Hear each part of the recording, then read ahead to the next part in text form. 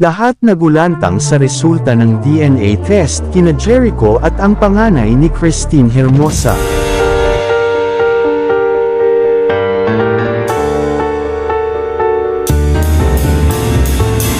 Hanggang sa ngayon ay hindi pa rin talaga tinitigilan ng mga mauusisang mata ng publiko ang panganay na anak ni Christine Hermosa na si Kill.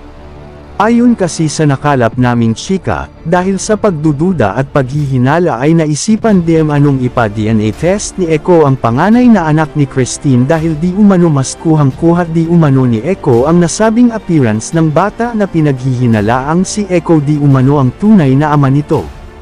Dahil sa matagal na tanong ng mga netizens na ang DNA lamang ang makakasagot. Ayon pa sa nakalap naming chika, halatang halata naman talaga na ang ama nito ay ang dating karelasyon ni Christine na si Echo. Ayon pa sa chika, si Oyo Boy lang daw di umano ang may gusto na itago ang nasabing tunay na pagkatao nito upang maprotektahan ang bata sa negatibong reaksyon ng mga netizens.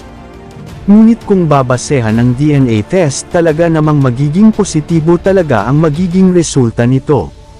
Ang resulta ng DNA test ay hindi na di umano isinapubliko ng mag-asawa upang maiwasan na itong pag-usapan para di na lumaki pa at mas pinili na lang nila na privado na lang ito ng kanilang pamilya.